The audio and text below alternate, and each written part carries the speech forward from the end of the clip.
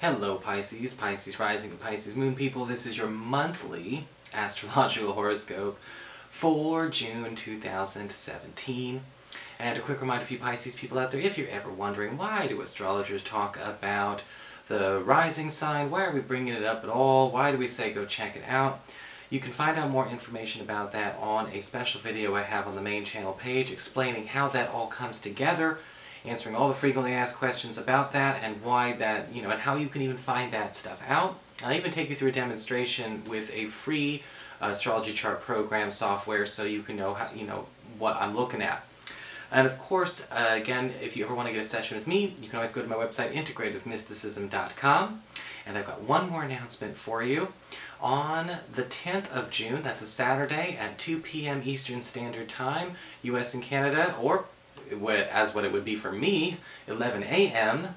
Pacific Standard Time, US and Canada, I'm going to be making a little special guest spot on Nadiya Shah's channel. She's going to be talking to me. We're going to be having a fun time talking about astrology, tarot, spirituality, and all kinds of good stuff.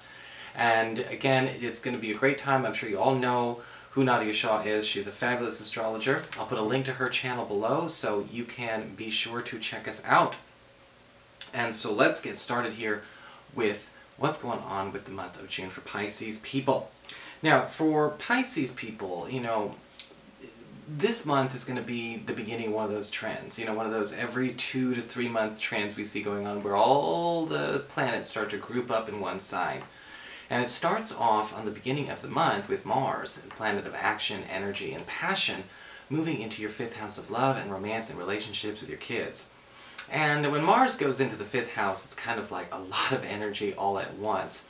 And this can actually be really, really nice for romance because it gives you an opportunity to bond with your partner by getting to know them, by watching them do what they do. Whether it's watching them go out and solve problems and solve struggles, sometimes it turns them into Superman, Superwoman whenever Mars goes into this area. You're going to be kind of bonding with each other on each other's turf. And that's the nice thing, because Mars wants to have teamwork. Remember, it's that warrior's honor planet. And so we want to have more teamwork going on in the partnership, and we're more passionate about getting into, be part of each other's world during this time. And the nice thing about this Mars energy is, again, it also attracts more people to the single Pisces people. You may even be finding love on the job or on a special job, or maybe while that person is running a special job or on a special job, and it just puts them on your path, or vice versa. However, with Mars in the 5th house, it can also bring up some issues where people tend to be a little bit more easy to irritate, and people are a bit more sensitive and more prone to get a little bit frustrated, and that can happen a lot in love, but typically it happens more to the child side of the 5th house. This could be a time where, yes, we're bonding more with our kids, which is fantastic, but at the same time it's going to be a lot easier for us to have our scuffles and have our arguments and things along those lines. So be sure to take everything with a grain of salt, because this trend goes on for a while, up until, the end of near the end of July, the 3rd week of July. On the 6th of the month, we've got Venus, the planet of love and harmony and pleasure and popularity, going into your 3rd house of communications, pacts, and promises. And this can be fantastic for those of you that are trying to get somebody's attention because they may actually be useful to you or helpful to you when it comes to getting a project, maybe a publishing activity, a broadcasting activity, or get their attention, get them to take you under their wing. Venus in the 3rd house can actually bring us, more popularity as well, because our network is starting to work for us. The 3rd house and the 9th house tend to do a really good job of spreading word-of-mouth good news on your behalf. With Venus in the 3rd house as well, you may be noticing that it could be a time where if you want to reopen negotiations about any kind of contracts or pacts or arrangements that you have that are fixed right now, people are more keen to make alterations to those deals, because Venus gives you the gift of gab, the gift of the silver tongue, and it's going to be easier if you need to change something in a way that's more favorable to you. Again, alter the deal in a partnership, a financial arrangement, maybe a schedule with, somebody that's working for you or with you that you need to have changed or arranged, the terms of some kind of agreement or obligation that you have. Between the 6th and the end of the month, you're going to be noticing people much more inclined to actually comply with what you're requesting of them. We've also got Mercury moving into Gemini, into your 4th house of home and family. And with Mercury in the 4th house, it's an opportunity for a lot more communications to get opened up with relatives or close friends, people that we consider family, you know, where maybe those communications have kind of been shut down for whatever reason. Maybe they weren't shut down for unpleasant reasons. Sometimes what happens is, you know, we just end up in a situation where people drift apart. They're too busy, they're doing other things, but we're reconnecting and reuniting a lot during this time. We also tend to see with Mercury in this area of your chart, we're starting to speed up a lot of things that are going on the home front. You know, because Mercury tends to give all processes a bit of shot of caffeine, a shot of espresso. And so when we have Mercury in the 4th, you know, if you've been working on maybe trying to organize a move, change something with a home office or home business, or even get something shift in the neighborhood, or even in your own household, or maybe even with tenants if you're a landlord, this is the kind of energy you want to see, because whatever is initiated between the 6th and about the 21st of the month may actually not only get started, but possibly even get very close to completion during that short 15-day period. On the 9th, we've got a full moon occurring in Sagittarius, in your 10th house of career. And this can be one of those angles where a lot of you Pisces people may find incentive or opportunity that makes you decide you're going to move on from your current employer or from your current vocation. This is a time for a lot of you who've been thinking about changing your vocation, changing your career to do something else, something that really resonates with you as you are, especially if the career that you have or the work that you have seems a little bit out of date. Maybe it resonates with where you were, but not so much anymore. You know, between the 9th and the 23rd of the month, you may be finding windows of opportunity to go entertain those extra options. This full moon can also indicate that there's an opportunity for you to take advantage of an opening or a hole in the company that you work at. And this may actually be something that you fit in very, very well. Whether there's a gap or an open space or a spot opening up, or simply a situation where you start to acquire possibly other people's business. This may be a situation where a competitor goes away, or you're starting to exchange or share or have an opportunity to maybe even blend and exchange clientele, whatever you have going on between the 9th and again the 9th and then the 23rd. That will be a reality, or at least something you can take for a test drive. We've also got Jupiter going direct in Libra, okay, in your 8th house of shared resources and passive income. And you may have noticed that when it comes to Jupiter retrograde in the 8th house, it's not necessarily been very bad, you know, between January and now. But what you may have thought is that, you know, you seem to be hitting some kind of earning limit. You know, some kind of earning limit, or like a glass ceiling when it comes to a self-employment opportunity, or maybe even your supplemental income, incentives, commissions, tips. We can't seem to be breaking the glass ceiling there.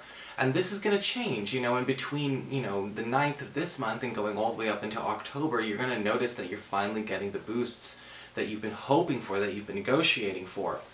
If you've been feeling like maybe you've been having a harder time also finding colleagues and partners and equals in situations around business, scholastics, academics, or again, investments, this is also going to get you, you know, into a situation where people that maybe were not ready for you before, or were not, you know, available to you before, are now suddenly available, and we could actually get this show on the road.